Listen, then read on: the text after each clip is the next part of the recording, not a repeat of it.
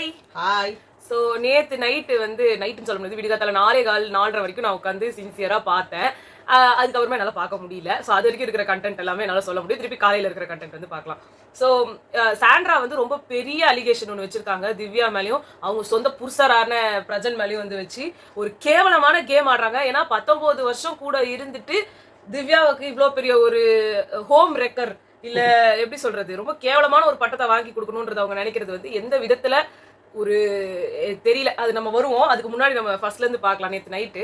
நேற்று நைட்டு வந்து ஆக்சுவலா என்னன்னா, நம்ம டீம் ஏ இருக்காங்க இல்லையா, அதாவது நம்ம மாடர்ன் சினிமா, அவங்க வந்து என்ன பண்ணாங்கன்னா, அவங்க நம்ம இதை எடுத்துட்டாங்க இல்லையா, அதுக்காக நம்ம பழி வாங்கணும். ஏன் இது நடந்துச்சுன்னா, பிக் பாஸே வந்து என்ன சொல்லிட்டாருன்னா, இவங்களுக்கு தான் செல்லும், அதாவது இவங்க வந்து நேரடியா எடுத்துட்டாரு. அது வந்து நீங்க எடுத்துட்டு போய் வச்சிடுங்க, அதுக்கப்புறம் சபரி ஜெயில போட்டுருங்க. ஆப்வியஸ்லி இட் மீன்ஸ் அவங்க வந்து எடுத்தது செல்லும் அப்படின்ற மாதிரி ஆயிடுச்சு. இல்லன்னா அவங்களையும் சொல்லியிருப்பாரு. ஆமா. சோ இப்போ ரொம்ப கடுப்பாயிட்டாங்க இந்த டீம். அதுவும் மெயினா சபரி என்ன பண்ணாரு, நான் ஜெயிலுக்கு போனா என்னோட வழித்தோன்றல்கள் இருக்காங்க இல்லையா, எனக்காக அவங்க ஆடுவாங்கடா, என்ன கேமா இருக்க போகுது. அதுவும் போட்டதெல்லாம் எஃப்ஜே, அப்புறம் வினோத், ரம்யா, பார்வதி, தியானா, எல்லாருமே நாங்க முத்துக்களா தேர்ந்தெடுத்து வச்சிருக்கோம் அப்படின்னு சொல்லிட்டு அவர் ரொம்ப சம பயங்கரமா ஒரு டீம்ன்றதால சம பயங்கர கான்ஃபிடன்ஸ்ல அவர் போய் படுத்தாரு. ஐ மீன் உள்ள போன ஜெயிலுக்கு. இங்க வந்து பிளானிங் எப்படி இருந்ததுன்னா, ஆளுக்கு ஒவ்வொருத்தரை வந்து பிடிச்சிக்கிட்டு அவங்கள வந்து இது பண்ற பேர், லைக் விக்ரம வந்து கமருதீன் வந்து டேக்கிள் பண்ணோம். அது மாதிரி ஒவ்வொருத்தருக்கு போட்டாங்க. வியானாவும் எஃப்ஜேவும் தான் போய் திருட போறாங்க அப்படின்னு போட்டு. நான் இன்னும் வரல, அதுக்குள்ள நீ சொல்லிட்ட. சம காமெடி. இது நான் சொல்லணும் முழுசா இல்ல. என்னன்னா பிளான் எல்லாரையும் பிடிக்கிறதுக்கு பிளான் போட்டாங்க. ஆனா திவ்யாவுக்கு மட்டும் யாரையுமே போடல அவங்க. ஏன்னா யார்கிட்ட போடாலும் திவ்யாவா, ஐயோ நான் வரல அப்படின்ட்டாங்க. கத்தியே கூச்சல் போட்டு எல்லாம் நடந்துருவான் அப்படின்லாம் சொல்லி வியானாவுக்கு கேட்டாங்க. சத்தியமா அவங்க மட்டும் நான் வரமாட்டேன், நான் அவங்கள மட்டும் டேக்கிள் பண்ண மாட்டேன். பிளான் வந்து வினோத் வந்து ஒரு இது பெட்ஷீட்டை போட்டு மூடி இது கிட்டத்தட்ட வந்து திருட்டு பிளானோட மர்டர் பிளானுக்கு தான் இவங்கலாம் வந்து போட்டுட்டு இருந்தாங்க. போட்டு சுத்தி அடக்கி வினோத் வந்து திவ்யாவை டேக்கிள் பண்ணுவாங்க. ஆல்ரெடி எல்லாரும் சொல்லியிருந்தாங்க இது 307 கேஸ் தான் போகுது. ஏன்னா வந்து வினோத்துக்கு ஆல்ரெடி திவ்யாவை பிடிக்காது. அந்த போன டாஸ்க்ல வந்து அவங்க காலை தள்ளதுக்கு இது இடிச்சிட்டா உதச்சிட்டா அடிச்சிட்டான்னு அவர் வந்து சீன் போட்டு இருந்தாரு.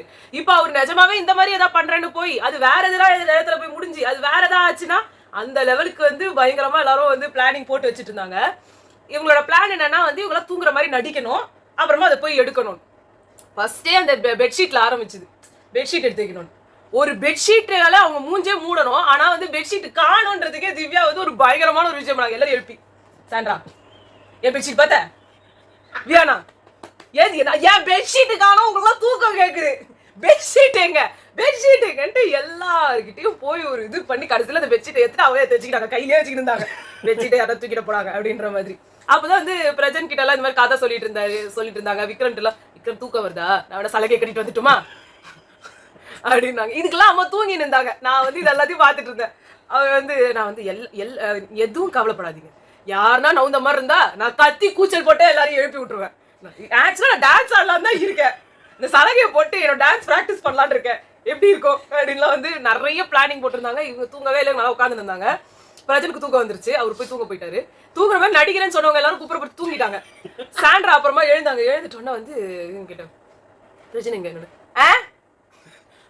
பிரஜனைங்க நானா பிரஜனைங்க தூங்குறேன், உடம்பு சரியில்லையா, நல்லா இருக்கனே, அவருக்கு உடம்பு சரியில்லையா தெரியல, தூக்கம் வந்து நெருப்பு போயிட்டாரு அப்படின்னு இவங்க ஒன்று வந்து எடுத்தாங்க. அதுக்கப்புறமா என்ன பண்ணாங்க, ஐயோ நம்ம திருடணுமே அப்படின்றதுனால ஒரு வியானா ரம்யா ஏண்டி சாவடிக்கிறீங்க, தூக்கத்துல இருக்கும்போது ஏடி எழுப்பி சாவடிக்கிறீங்க, ஏண்டி இவங்கெல்லாம் சேர்ந்து ஒரு பிளான போட்டீங்களேடி, என்னடியா ஆச்சு. அப்புறமா இங்க இருந்து வந்துட்டு இவங்க யாரும் எதுக்கு பண்றாங்கன்னு ஏதோ பண்ணி சபரி கிட்ட போனோம். சபரின்னு பிரஜின் உள்ள போயிட்டாரு. விக்ரமுக்கு நல்லா தூக்கம் வருது, வாக்கிங் போயிட்டு இருக்கான். திவ்யா ஒரு ஆள் தான், நல்லா போட்டு இதை எடுத்துடலாம், அந்த ஒரு இதுக்கு யூஸ் பண்ண இல்ல தூங்குறீங்க. ஏன் இங்க உட்காந்து நான் முழிச்சுன்னு இருக்கிறேன், என்னால எதுவுமே பண்ண முடியல. சண்டைக்கு வா அப்படின்னு கூப்பிட்டா வந்துருப்பாங்க. அவங்க வேற வந்துட்டு சாண்ட்ரா எழுந்தோடனே ஆக்சுவலா மத்தவங்க எல்லாம் எழுந்தோடனே வந்து திவ்யா வேற என்ன கம்பெனி கொடுக்குறீங்களா, எல்லாம் சேர்ந்து உட்காந்து பேசிட்டு இருக்கலாம் எல்லாம் சொல்லிட்டு இருந்தாங்க. அப்புறமா வந்து இவங்க போயிட்டு கமருதீன் எழுப்புனாங்க. கமருதீன் எழுந்துட்டு திருப்பி படுத்து தூங்கிட்டாரு. எஃப்ஜே எழுப்புனாங்க, சபரி கூப்பிடுறாங்க. அப்படியா எழுந்து கடகடன்னு சபரிட்ட போட்டு, சபரி ஏண்டா ஏதாவது பண்ணுங்கடா அப்படி கடகடன்னு வந்தாரு. மைக்கத்தை எடுத்து வச்சுட்டு படுத்து போத்தி தூக்குறேன். சமகாமடியானா அது அம்மா நான் விழுந்து அப்புறம் நான் ரெஸ்ட் ரூம் போயிட்டு வந்தேன். அப்போ உட்காந்து அம்மா பார்த்துட்டு சிரிக்கிறாங்க. அவர் நல்லா கட கட கட கடன்னு வந்தாரு. நான் கூட நோ பண்ண போறேன் இல்ல ஒளிஞ்சிட்டு போ பேச போறான்னு பார்த்தா மைக்க கட்டி வச்சிட்டேன். டேய் உன் வேலையை பாருடா நீ அப்படின்ற மாதிரி. சோனமுத்தா இன்னும் ஏன்டா முடிச்சுன்னு இருக்கேன். அவ்வளவுதான் எல்லாருமே. இதுல வேற அவர் சொன்னா சபரி கேட்டாராம் ஏன்டா நைட்டு ஒண்ணுமே பண்ணலன்னு கேட்டா எல்லா கண்ணை முழிச்சுக்கிட்டு யார் என்ன பண்றாங்கன்னு பார்த்துட்டு தான் இருந்தா. அப்புறமா சாண்ட்ரா வந்தாங்க, எல்லாரும் எழுப்பினாங்க. அவர் கொஞ்சம் கழிச்சு சாண்ட்ரா தூக்கம் வந்துச்சு பொழுது அவங்க எழுப்பிட்டாங்க. ரம்யா எழுப்பி விட்டுருந்தாங்க, ரம்யாவுக்கு தூக்கம் வரல. இதுல வேற எஃப்ஜே எழுந்தப்போ திவ்யா தான் சூப்பராக எல்லாரும் எஃப்ஜேக்கு ஒரு குட் மார்னிங் சொல்லுங்க. குட் மார்னிங் எஃப்ஜே, நல்ல இருக்கு ஒரு குட் மார்னிங் சொல்லுங்க. பாவி அங்க பாருங்க நல்லா இருக்கு. இவங்க எல்லாம் எழுந்தோடனே இவங்க அலர்ட் ஆயிட்டாங்க. ஒண்ணு வந்துட்டு பாவி பாவி எழுந்து கொஞ்சம் சும்மா உட்காந்து அப்புறமா படுங்க. ஒன்னு அவங்க எழுந்துட்டாங்க. என்னடா இது அங்க இருந்து எல்லாரும் எழுந்துக்கிறாங்க. எல்லாருக்கும் குட் மார்னிங் சொல்லுங்க. ஆனா ஒரு ஸ்டில் சூப்பரா இருந்தது. இவங்க ரெண்டு பேரும் நான் கண்காணிச்சுக்கிட்டே இருக்கேன் என்னோட நெக்லஸ். ஆக்சுவலா இவங்க நெக்லஸ்க்கு எல்லாம் தேடும் போது இவங்க அங்க போயிட்டு அங்க இருந்து சாண்டோட ஹேட் எடுத்து போட்டுக்கிறாங்க. அங்க என்னலாம் ஆகுதோ அதெல்லாம் எடுத்துக்கிறாங்க. அங்க இருந்து ஹேட் போட்டு காட்டு. ஐயோ அத ஹேட்ட போட்டு காட்ட மறந்துட்டேன். இது பண்ணுவா சாண்ட்ராவோட ஹேட் நான் சொன்னேன்ல தொங்குது பாரு. இது தொங்குது. அது சாண்ட்ராவோட ஹேட் இல்ல. சரி நான் வாங்குனது பிபி வந்து சாண்ட்ராக்கு கொடுத்த ஹேட் அதே கலர். என்ன நிறைய கலர்ஸ் இருக்கு. அவங்கள போல்கா டாட்ஸ்ல வெறும் ஒயிட் மட்டும் இருந்தது. இது நான் வச்சிருந்தேன். இதை நான் காட்டுறேன்னு சொல்லி நான் காட்டல எல்லாம் இருந்தாலும். ஸோ அவங்க வந்து இந்த மாதிரி தான் எழுந்து உட்காந்துட்டு எல்லாம் பண்ணிட்டு இருந்தாங்க. சூப்பரா இருந்தது நைட். ஆனா இவங்க வந்து நான் காஃபி போடுறேன்னு சொல்லிட்டு ரம்யாவை எழுப்பிட்டு வந்துட்டு ரம்யாட்ட காஃபியை கொடுக்கறதுக்கு சாண்ட்ரா கேட்டேன்னு சாண்ட்ரா எழுப்பி விட்டாங்க. இவங்க காஃபி நம்மளுக்கு போடுறேன்னு தானே சொன்னேன். நான் விக்ரம்க்கு போடுறேன் தானே சொன்னேன். விக்ரமும் இவங்களும் எடுத்து குடிச்சுக்கிறாங்க. விக்ரம் பால்ல அப்படி இல்ல. சாண்ட்ரா வந்து கேட்டாங்க. இவங்க சாண்ட்ராக்கு வேணும்னு சொன்னாங்கன்ட்டு போய் சாண்ட்ரா எழுப்பினாங்க. அதெல்லாம் வேணாடி அப்படின்னு பார்த்துட்டாங்க. அப்படி காப்பி அப்படி நான் உங்க வீடாது.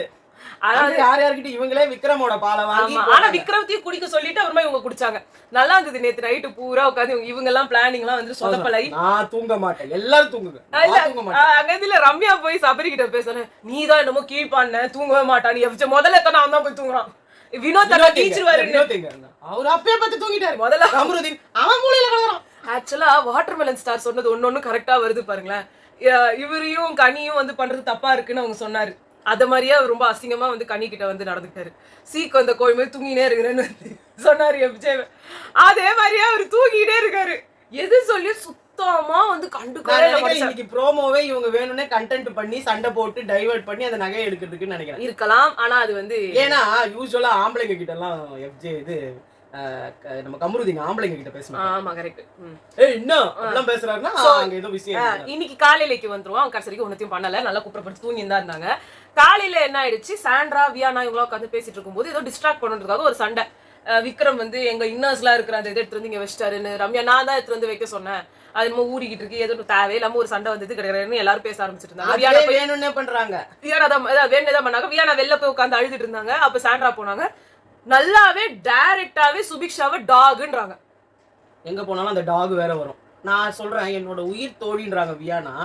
உங்க இதுலயே உங்க ஃப்ரெண்ட டாக்ன்றாங்க. அப்படி சொல்லாதீங்க. ஆயிரம் நடந்தாலும் ஜாக்லின்லாம் இருந்தாங்கன்னு வச்சுக்கோங்களேன். சௌந்தர்யா யாருன்னா ஏதாவது சொன்னாங்கன்னா விட்டு கொடுக்காம பேசுவாங்க. முடிஞ்ச அளவுக்கு வந்து அது இது பண்ணுவாங்க. அது உண்மையான ஃப்ரெண்ட்ஷிப். இது வியானா வச்சிருக்கிறது உண்மையான ஃப்ரெண்ட்ஷிப்பா? சும்மா அது அவங்களே தெரியும் முன்னாடி சொல்லியிருக்காங்க தெரியுமா? ஆமா ஆமா அவங்களாம் இவங்க பார்வதி சொன்னாங்க அவங்க கடல்ல அந்த பக்கம் இருக்கிறவங்க எல்லாம் சரியான ஃப்ராடுங்க அப்படின்னாங்க. அப்ப இவங்க வந்து ஆமா ஆமா நல்ல அப்படியே கொஞ்சம் அப்படியே கேமராவை பார்த்தாங்க. உடனே கேமரா நம்ம நோட் பண்ணி அதனால இவர் ரொம்ப நல்ல பொண்ணு. இப்ப கேமராவை பத்தி கூட யோசிக்கல. பேச்சும் பார்த்தோன்னா சாதாரணமா விக்ரம் சொன்னாராம் உன் பேச்சு வந்து இப்ப தெளிவா வருது. யார்தான் சொல்லல எல்லாருமே சொல்லிட்டு விக்ரம் வந்து அடிக்கிறதுக்கு பாக்குறா தெரியுமா? இவ்வளவு தெளிவா பேசுறாங்க. இல்ல விக்ரம் வந்து ரொம்ப ஒரு கேடுகட்ட கேரக்டர் இருக்கிற ஒரு பர்சன் தான். ஆனா இந்த டயலாக் எனக்கு தப்பாவே தெரியலப்பா. நீ என்னமோ தெளிவா தான் பேசுற தமிழ. இது வரைக்கும் நீங்க பேசின தமிழ ரொம்ப அப்படியே ஆப்வியஸா நம்மள மாதிரி பேசுறாங்க. என்ன அப்படி சொன்னா எனக்கு எவ்வளவு கோவம் வருது தெரியுமா? அப்படி இங்கிச்சு அங்கிச்சு பொஞ்சினாச்சி பாக்கணுமே அதெல்லாம் இல்ல. பொஞ்சினாச்சி பாக்கணும்லாம் இப்ப இல்ல. இப்ப பாரு தம்மா சும்மா தாசாரமா எனக்கு தமிழ் வராது அது கரெக்ட் தான் அப்படின்றாங்க. தமிழ் வராதுன்றதுக்காக நான் படிக்காம இருக்க முடியுமா? நான் பேசாம இருக்க முடியுமா? சாண்ட்ரா வந்து அந்த இடத்துலதான் இதை சொல்றாங்க. விக்ரம் நேத்து நைட்டு என்ன பார்த்து ஒரு பார்வை பார்த்தாரு. திவ்யாவும் பிரஜனும் நல்லா உட்காந்து கடலை போடுறாங்க. நீ உட்காந்து நிக்கிறேன்னு ஒரு நக்கலா உன் புருஷன் திவ்யாவை பார்த்து கடலை போட்டுட்டு இருக்கான். நீ படுத்து தூங்கிட்டு இருக்கிற. இதான் உன் நிலைமை அப்படின்னு நினைச்சு சிரிக்கிறாராம். அவர் எப்பயுமே பிபி பேஷண்ட் மாதிரி தான் இருப்பாரு. அதுக்காக நைட் தூங்க ரம்யா சொல்றாங்க விக்ரம் வந்து சுபிக்ஷாக்காக இருப்பாரு, பிரஜன் வந்து திவ்யாக்காக இருப்பாரு அப்படின்னு சொல்லிட்டு நான் தப்பா சொல்லல சாண்ட்ரா, நீ எது தப்பா அவங்க கிளியர் கட்டா அண்ணன்னு சொல்லிட்டதுக்கு அப்புறமா இவ்வளவு கேவலமான, ஏன்னா இது வந்து நீங்க பிரஜனை வந்து எதுவும் சொல்ல போதில்ல, பிரஜன் உத்தமர் அவர் தான் எப்பயுமே சொல்லுவாரு என்ன நல்லா வளர்த்திருக்காங்க, எனக்கு வந்து இவரு அது இவங்க வந்து மயக்கி நல்லா வளர்த்தவர் இப்படி போயிட்டாரா, நான் வந்து பசங்களுக்கு அப்பா, நான் ஒரு நல்ல கணவர், இவ்வளவு டைலாக் பேசிட்டு இருக்காரு. அவங்க வெளி உலகத்துக்கு இப்படி காட்டுறது நல்லாவே இல்ல, உங்களுக்கும் நல்லா இல்ல, உங்க பசங்களுக்கு நல்லா இல்ல, இதெல்லாம் வந்து வெளியில பாக்குறவங்க பயப்படுவாங்க. நான் சொல்றேன் திவ்யாக்கு என்ன ஒரு 30sல இருப்பாங்களா, 20s to 30s இதுல தான் இருப்பாங்க. அவங்க போய் ஒரு 40-45 வயசுக்கு பிளஸ் இருக்கிற ஒரு மனுஷனை வந்து லவ் பண்ணணும்னு அவங்களுக்கு தலையெழுத்தா? இல்ல நான் கேக்குறேன், அவங்களுக்கு விதியே இல்லாம ஒரு 45 வயசு கல்யாணமான ஆளை வந்து பிராக்கெட் போட்டுதான் அவங்க வந்து சோறு சாப்பிடணும் வாழணும்னு அவங்களுக்கு என்ன இருக்குது? இங்க மத்தவங்க எல்லாமே எல்லாம் ஒன்னா உள்ள வந்துட்டீங்கன்றதுக்காக உங்களுக்குள்ள ஒரு பாண்டிங் இருக்கு. அந்த பாண்டிங் இவ்ளோ ஆப்வியஸா நீங்க சொல்றீங்கன்னா அப்படி என்ன நடந்துச்சுன்றதையும் சொல்லணும். ஆனா எதையுமே சொல்லாம அப்படியே சொல்றாங்களே, சிச்சி பேசுறா. எவ்வளவு பூமர் தாட்ஸ் இருந்தா இந்த சாண்ட்ராக்கு வந்து இதெல்லாம் உங்க லைஃபுக்கும் நல்லது இல்ல, நீங்க பேசுற அந்த இன்னொரு பொண்ணோட லைஃப்க்கும் அப்படியே உங்களுக்கு தப்பாவே தெரிஞ்சாலும் தயவு செஞ்சு இதை வந்து எவ்வளவு இந்த மாதிரி மீடியால மறைக்கணும் தான் எல்லாம் பாப்பாங்க. நம்ம ஹஸ்பண்டோட இல்ல அந்த ஐபேக்கோல கூட யாருமே இல்லாம அவங்க இருக்கும்போது நீங்க தான் வந்து அவளுக்கு வந்து குடு ஐஸ்கிரீம் நீங்க அது போல நீங்க கொடுக்க வேண்டியதானே. ஃபர்ஸ்ட் அவங்க ஹஸ்பண்ட் போயிட்டார்ல, அவர் வந்து சாண்ட்ராக்கு கொடுத்துட்டாரு. இல்ல அவர்தான் வந்து திவ்யா குடுத்து, இவங்க இதுதான் ஃபர்ஸ்ட், சாண்டா தான் ஃபர்ஸ்ட் போனாங்க. இவங்க தான் ஃபர்ஸ்ட் போனாங்க. இவங்க வந்து பிரஜன், நீங்க பிரஜனுக்கு கொடுத்துட்டாங்க. அதான் ஏன் கொடுத்தீங்க? திவ்யாக்கு கொடுங்க, பிரஜன் உங்களுக்கு கொடுக்க போறாரு. நீங்க வேணும்னே தான பண்றீங்க, நீங்களே தான் அத நீங்க பிரஜனுக்கு கொடுக்குறீங்க. பிரஜன் அவருக்கு கொடுக்க வைக்கிறதே நீங்க என்னமோ ஸ்கிரிப்ட் எழுதுற மாதிரி இருக்கு. ஏன் இவங்க நினைச்சதா இவங்களே கொடுத்துருக்கலாமே திவ்யாக்கு? இவங்க ஏதோ பிளான் பண்றாங்க. திவ்யாவோட லைஃப கெடுக்கிறதுக்கு சாண்ட்ரா நல்லாவே பிளான் பண்றாங்க. இதோட முழு முதற் காரணம் விஜேஎஸ் போட்ட அந்த இதுதான். உங்களை அவங்க யூஸ் பண்றாங்கன்னு நீங்க அவங்களை கேவலமா யூஸ் பண்ண ஆரம்பிக்கிறீங்க. எவ்வளவு ஒரு தப்பான வார்த்தைங்க அந்த பொண்ணை பார்த்து நீங்க சொல்றது. என்னங்க பண்ணாங்க? உங்களை அக்கான்றாங்க, அவங்க அண்ணன்றாங்க. எங்க போய் முடிய போகுதுன்னு தெரியல. இப்போ நீங்க உங்ககிட்டதான் அவங்க வந்து பேச வந்தாங்க, நீங்களே அவங்க தொத்தி விடுறீங்க. நீங்களாவே ஐபேக்கோல ஐஸ்கிரீமையும் கொடுக்க வச்சுட்டு அடுத்து அந்த அவங்க கொடுத்தாங்கன்ற ஒரு சந்தோஷத்துல அவங்களும் வந்து அந்த நீட்டிக்கணும்ன்ற அந்த பேட்ச் அவங்களுக்கு கொடுத்த உடனே இவங்களுக்கு வந்து அப்ப வெளியில சொன்னவங்கள தப்பா சொல்லவே இல்லையே. நாங்களாம் வெளில இருக்கிறவங்கள சொன்னோம் எவ்வளவு கேவலமான தாட்ஸ் இருக்கு இவங்களுக்கு. ஒரு பொண்ணும் பையனும் வந்து அண்ணன் தங்கச்சியா பழகிறத கூட தப்பா பாக்குது இந்த உலகம். ஏன்னா திருப்பியுமே வந்து பார்வதி கவனி அவகிட்ட நீட்டிக்கணும், இவங்க கிட்ட துண்டிக்கணும் குத்தாரா அவரு பிரஜன். சோ இப்போ என்ன ஆக்கிட்டாங்க, 1+1 2 ஈக்குவேஷன் போட்டாங்க. இப்ப நம்மள துண்டிக்க போறாரு, அவங்கள வச்சுக்க போறாரு. நான் இன்னொன்னு சொல்றேன், அந்த இவ்ளோ காலத்துல இவ்ளோ இதுல இந்த மாதிரி யாருமே இவ்ளோ பப்ளிக்கா ஓபனா புரியல. இவங்க வந்ததுல இருந்தே வேற மாதிரி பேசுறாங்க. பார்வதி கமருதீன் இருக்காங்கன்னு வெச்சுக்கோங்களேன், பார்வதி ஓபனா சொல்றாங்க எனக்கு ஃப்ரெண்ட்ஷிப்பை விட அதிகமான ஃபீலிங்ஸ் இருக்கு. நம்ம துஷாரையும் அரோராவையும் சொன்னோம், தப்பே இல்ல. அரோரா சொல்றாங்களே எனக்கு அவன் மேல ஃப்ரெண்ட்ஷிப்புக்கு மேல எனக்கு லவ் ஃபீலிங் இருக்குன்றாங்க. ஆனா இவங்க ரெண்டு பேரும் அண்ணன் தங்கச்சி என்னன்னா இப்படி இருக்கவங்களே வெளியில போயிட்டா வேற மாறிடுவாங்க. பட் இங்க அவங்க வெச்ச ஸ்டேட்மெண்ட் வச்சு நம்ம பேசிட்டு இருக்கோம். திவ்யாவும் பிரஜனும் தொட்டது கூட கிடையாது. நீங்க சொல்ற மாதிரி இப்படி ஒரு கையை கூட ரொம்ப அப்படி அசால்ட்டால போறது. நீங்க ஏங்க நேத்து ஃபைட்ல அவர் கத்துறாரு அவங்கள பார்த்து, நீ கேட்க வேண்டியதானே, என்ன கேட்கல என்ன அர்த்தம்? அங்க திவ்யாவை வந்து கமருதீன் கெட்ட வார்த்தையை பேசாரு, இவருக்கு கோபம் வரல. அந்த இடத்துல சாண்ட்ரா இருந்தா அவர் என்ன பண்ணிருப்பாரு? நான் சாண்ட்ராவை பிஞ்சிரும் சொல்லிதான் என்னமா ஆயிருக்கும்? கண்டிப்பா கோபம் வந்துரும். கோபமா பலார்னு அரைஞ்சிருப்பாரு.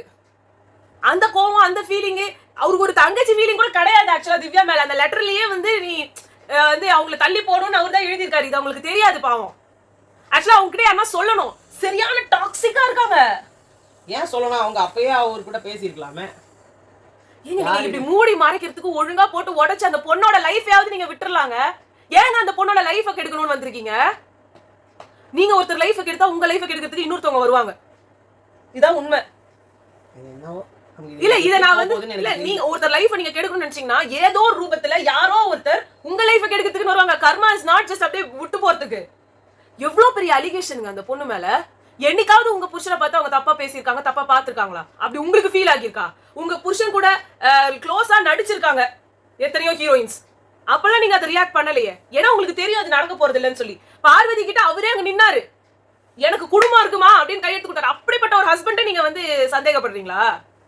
இந்த ஷோ முடிச்சுட்டு போது யாரோ சொன்னாங்க பேரா வர்றவங்க டைவர்ஸ் ஐவல்ல போவாங்கன்னு. அந்த மாதிரி தான் நடக்குமோ என்னமோ தெரியல.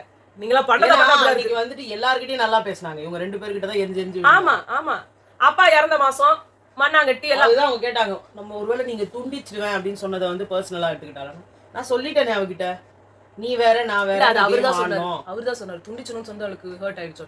இல்லையா அதுக்கப்புறம் என்கிட்ட நல்லா பேசினாங்களே அவங்க, அப்ப எல்லாமே பேசினாங்க. அப்போ இது எப்போ இது ஆச்சு அவங்களா யோசிச்சு, இது எனக்கு என்னமோ அவங்க ஹஸ்பண்ட வந்து 19 வருஷம் கிட்ட 20 வருஷம் நீங்க சேர்ந்து வாழ்ந்த ஒரு மனுஷனை இவங்க வந்து இது பண்றவாங்கன்னு எனக்கு தோணல.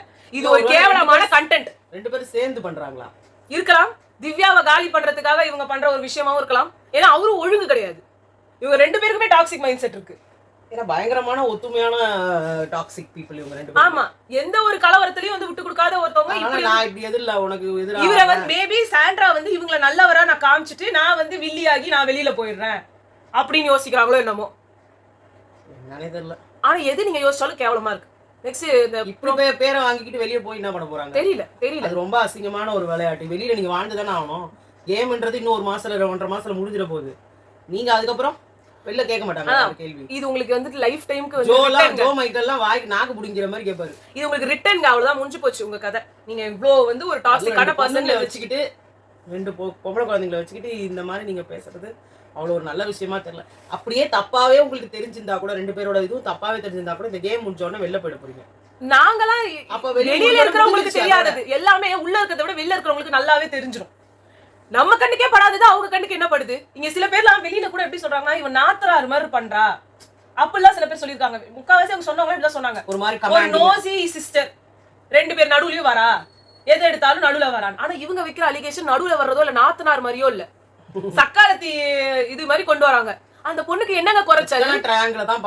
இல்ல அந்த பொண்ணுக்கு என்ன குறைச்சல்? ஒரு 45 வயசுக்கு மேல இருக்கிற ஒரு கல்யாணமான ஒருத்தன் கூட வாழ்ந்துதான் செட்டில் ஆகணும்னு அதுக்கு என்ன இருக்கு லைஃப்ல அப்படின்னு அதுக்கு வந்து ஒரு நிலைமை இருக்கு. இதுல என்னன்னா அந்த வீட்டுல எல்லாருக்குமே தெரியும் போல இருக்கு. இது ஒரு நாள் வெடிக்கும்.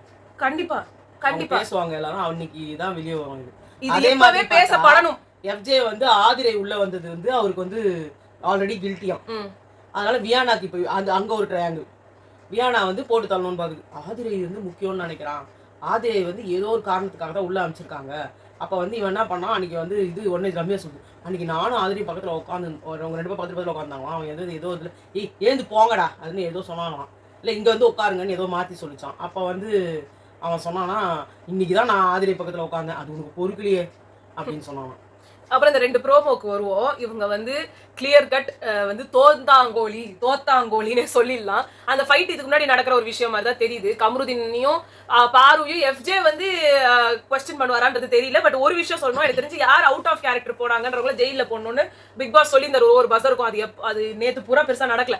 இந்த பசருக்கு இப்ப இந்த வாட்டி போட்டப்ப இவங்க எல்லாம் எஃப்ஜே கொடுத்துருக்காங்கன்னு நினைக்கிறேன்.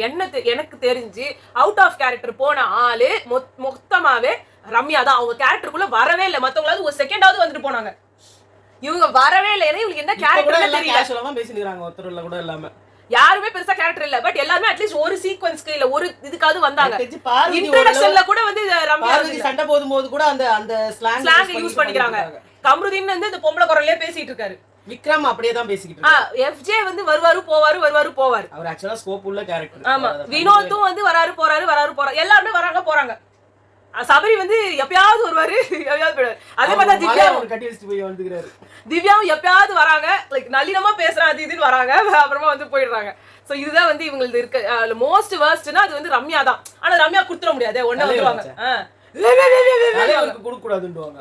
ஜெயில போய் உட்கார்ந்து திருப்பி கூட்டிட்டு வர்றது தானே, வேற என்ன பெருசா? அப்படி இல்ல, அடுத்த தலைவர் போட்டிக்கு கிடையாது. அவங்க ஃபர்ஸ்ட் பெர்ஃபார்மர்னு எடுக்க சொல்லல, யார் இல்லையோ சும்மா அது நீ வந்து யார வேணா போடலாம். ஆனா ரம்யாவை நீங்க போடலாம். அப்படி நீங்க வந்து சொல்லியிருந்தீங்க, அப்படி நாங்க பண்ணிருக்க கூடாது அப்படின்ற மாதிரி வந்துருச்சுன்னா இது சபரி தான் போகணும். நெக்ஸ்ட் எஃப்ஜேவை விட சபரி சுத்தமா இருந்ததே கிடையாது. சபரி இப்பதானே ஜெயிலே தான் இருக்காரா? வந்துட்டு திருப்பி அனுப்பி விட்டுருங்க. அப்புறமா இதை எடுக்கிறதுக்கு போனாங்க இல்லையா. ஆக்சுவலா கமருதீன் எடுத்துட்டு இப்படி பின்னாடி தூக்கி போட்டு வினோத் பிடிப்பாருன்னு பார்த்தா வினோத் பிடிக்கல. இவர் இருந்து அங்க ஏதோ ஒரு பாட்டு உடஞ்சு கூட இல்ல, கண்டிப்பா கூட தெரியல அவருக்கு. அப்புறமா வந்து அந்த ஏன்னா கீழே டக்குன்னு சவுண்ட் வராது, எல்லாம் பெட் போட்டு வச்சிருக்காங்க சுத்தி படுக்கிறதுக்காக. அதனால வந்து கேட்காது. இவங்க அணைக்கட்டில வச்சிருந்தாங்க. அம்மா சுபிக்ஷா சரியான ஷார்ப். அம்மாடா எப்பா இந்த கேம்லயே யாரு வந்து ஷார்ப்பா வேலை செஞ்சானா எனக்கு தெரிஞ்சு சுபிக்ஷா தான். ரஜன் வந்து அந்த டீமே எக்ஸப்ட் ஃபார் அமித் பார்கவ். அவர் நீங்க வந்து ஏன்னா அந்த டீம்ல எல்லாருமே பயங்கரமான எஃபர்ட். அததான் இங்க சொல்லிட்டு இருக்காங்க வெளியே. அவங்க இது சாண்ட்ரா சொல்றாங்க, சாண்ட்ராவை ரம்யாவா தெரியல யாரோ ஒருத்தர் சொன்னாங்க, இப்படிதான் தட்டினாங்க கனிய, உடனே எழுதிட்டாங்க ஆதிரி அப்படின்னாங்க, உடனே ஆதிரி எழுதிட்டாங்க. அந்த டீம்ல எல்லாருமே அவ்வளவு அலர்ட்டா இருக்காங்க. நம்புதுல டேய் டேய் ஏன் நீ எழுப்பட ஏன்னா அது ரொம்ப தூக்கமா இருந்துச்சு. இது வேற அவங்க சபரி சார் டீம் எஃபர்ட், அவங்க பயங்கரமான டீம் எஃபர்ட். அவர் சொன்னாரு காலையில நான் ஒண்ணுமே சொல்லல, நீங்களா எழுந்துக்கிறத பார்த்து அவங்க எல்லாரும் எழுப்பி விட்டாங்க பாத்தியா திவ்யா, கனி கூட எழுந்து உட்காந்துக்குச்சு. உட்காந்துட்டு என்னப்பா அப்படின்னா சும்மா உட்காருன்றாங்க. அவருக்கு எப்படி தெரியுது அங்க ஜெயில இருந்து அதெல்லாம் என்ன என்றாரு தெரியலையே. வெளில வந்து சொல்றாரு நான் முழிச்சுன்னு இருந்தேன், யாருமே முழிச்சுன்னு இல்ல, எல்லாம் இப்படி பண்ணிட்டாங்க அப்படி பண்ணிட்டாங்க. அங்க வந்து சொல்றாரு இது எப்படி பண்ணி அப்படி பண்ணி எடுத்துக்கணும், இத போய் எங்க டீம் கிட்ட சொல்லி ஜெயில இருக்க தூங்காம இருந்தாரு. இவரு உள்ள தண்ணி டொப்பு டொப்புன்னு மூஞ்சில ஊத்தி நின்னுது, உங்களுக்கு தூக்கம் வரல அவரால. இங்க நல்லா ஏசி போட்டு வச்சிருந்தாங்க. பாவம் தான் பாது ஒண்ணு சாண்டா சொல்றேன். அந்த நிலைமையில என்ன மட்டும் ஜெயில போட்டுருந்தா அவ்வளவுதான் நான் வெறியாய் கத்திருப்பேன். இந்த எப்பதான் கத்த மாட்டீங்க சாண்ட்ரா? சரி இதான் வந்து நடந்தது. அவ்வளவு நின்னுது அவன் மூலையில போய் அப்படி உட்கார்ந்துட்டு இருக்கான். இங்க வந்து எனக்கு தெரிஞ்சு இவங்க மேல போட்டாங்கன்றது இவங்களுக்கு தெரிஞ்சிருச்சோ என்னமோ எனக்கு தெரியல, எடுத்து தூக்கி பின்னாடி வெளில போட்டாங்களே, அதோட ஏதோ ஒரு பார்ட் நினைக்கிறேன், அந்த நெக்லஸோட ஒரு பார்ட் போல அவங்க தூக்கி போட்டது. நெக்லஸ் மொத்தமா இங்க தான் சுபிக்ஷா இங்க தான் இருக்கு. ஏய் எங்கடா போறீங்க? இங்க தான்டா இருக்கு. இங்க தான் இருக்கு. வேஸ்ட் பைத்தியங்க எல்லாம். இதுல வேற சாண்ட்ரா நான் இது ஒரு டாஸ்கா பண்ற பிரச்சனை, இது பர்சனல் கிடையாது பிரச்சனை. வெளில பேசினுங்கிறதெல்லாம் பர்சனலா தான் இருக்குது. சாண்ட்ரா நீங்க ரொம்ப வந்து பேரை கெடுத்துட்டு அசிங்கப்பட்டு தான் உங்களுக்கு சாண்ட்ரா வெளில போறீங்க, அது மட்டும் தெரியுது. ஓகே இதோட நம்ம வந்து முடிச்சுக்கலாமா? உங்களை வந்து நிறைய பேர் கமெண்ட் செக்ஷன்ல சொல்லியிருந்தீங்க இந்த மாதிரி பிக் பாஸ் திட்டினதை வந்து சொல்லலன்னு சொல்லிட்டு, நாங்கள் அதுக்கு முன்னாடி வீடியோல சொல்லிட்டோம். ஸோ இந்த வீடியோல ரிப்பீட்டேஷனா இருக்க வேண்டாம்னு விட்டுட்டோம். அப்புறமா நான் ஆல்ரெடி வந்து இது நான் நினைச்சாட சொன்னா தப்பாயிடுமோன்றதுனால வந்து கமருதீன் பார்க்க பூர்ணிமா மாதிரி இருக்காரு அப்படின்ட்டு இங்க ஸ்விஷாம்ன்ற ஒருத்தர் போட்டே இருந்தாரு உங்க டிபில அவர் பாக்குறதுக்கு பூர்ணிமா பிளஸ் ஆதிரி ரெண்டு பேரும் மிக்ஸ் பண்ணி விட்ட கலவை மாதிரி இருக்காரு அப்படின்னு சொல்லியிருந்தாங்க. ஸோ எனக்கு வந்து பரவாயில்ல, நிறைய பேருக்கு அது தோணி இருக்கு அப்படின்னு எடிட் பண்ணியே போட்டிருக்காரு. அப்படியா? இந்த பக்கம் பூர்ணிமா, இந்த பக்கம் இவரோட பிக்சரை போட்டு இங்க பாருங்க, இவங்க தான் இவங்களோட ட்வின் சிஸ்டர் இந்த வாட்டி வந்திருக்காங்க. எனிவே தேங்க்யூ ஸோ மச் இந்த வீடியோ பார்த்ததுக்கும் கமெண்ட் செய்ததற்கும் இதுக்கும் பண்ணுவீங்கன்னு நம்புறோம். ஸோ உங்களை நாங்கள் அடுத்த வீடியோல சந்திக்கிறோம். பாய்.